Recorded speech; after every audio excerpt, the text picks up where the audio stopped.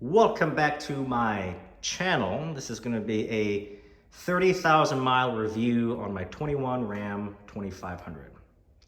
It is a crew cab, short bed, four-wheel drive. It's got the Cummins and it's a limited trim.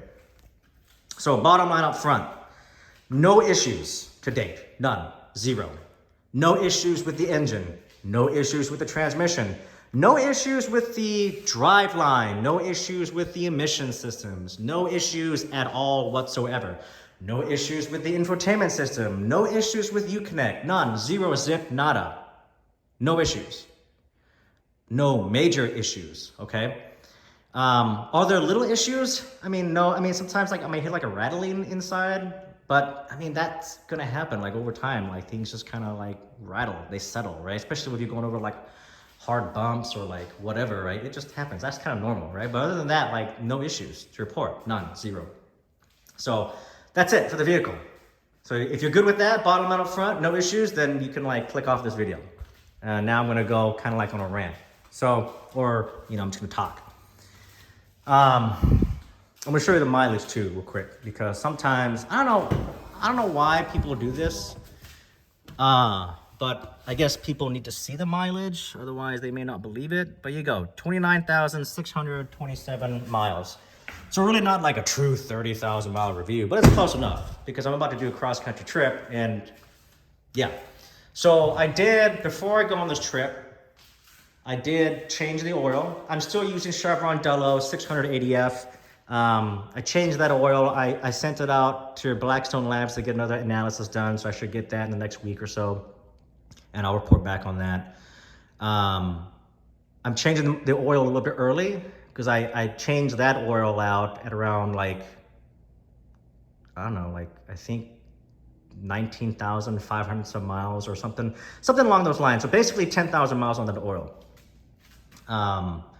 So I could go 15,000 with the factory recommended oil change intervals, but I changed it before I'm going to go on this trip because I don't want to be over the 15,000 miles when I come back, right? So I want to make sure I got fresh oil in the truck. I also changed the fuel filters, and I do that at the recommended 15,000 mile fuel filter change interval. So I did that also. I did all this, I think, yesterday.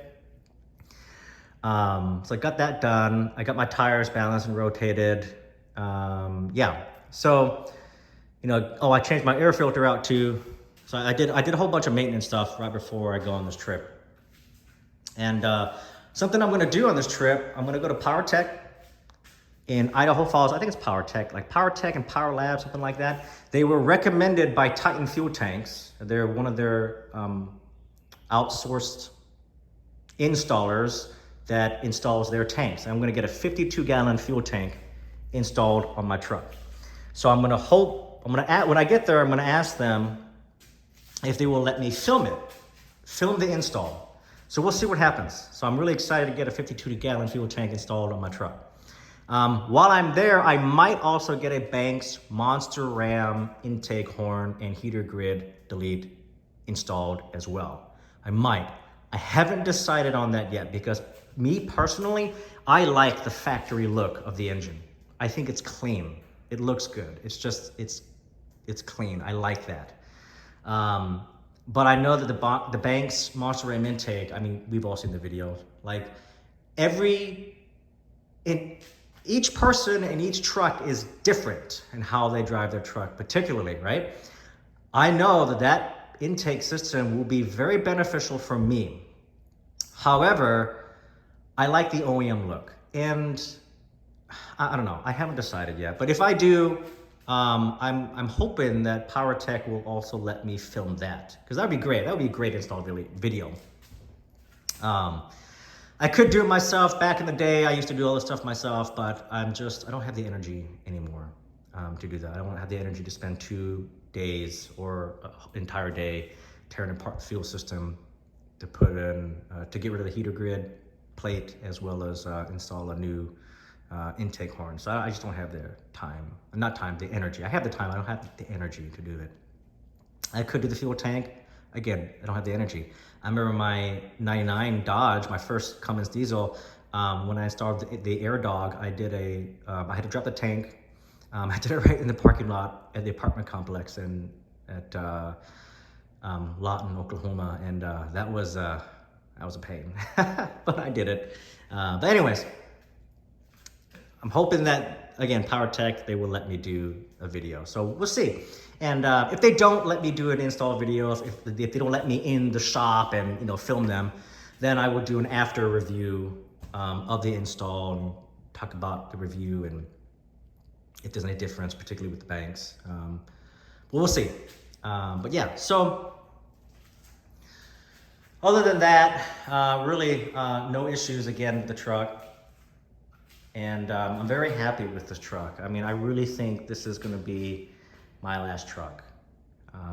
Particularly now that I'm getting the fuel tank installed and getting some other items put on the truck. So, but yeah, that's it for the video.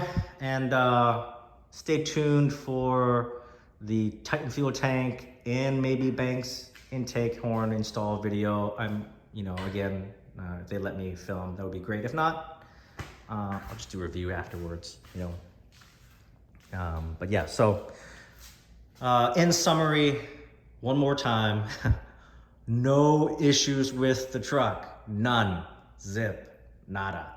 I have no regrets trading in my 2020 Ford to get this truck. No regrets. I'm actually really happy I got this truck versus the Ford. It's been a good experience. I'm not, you know, still made by man. There's always, nothing's perfect. It's not perfect, but I'm very satisfied with the truck.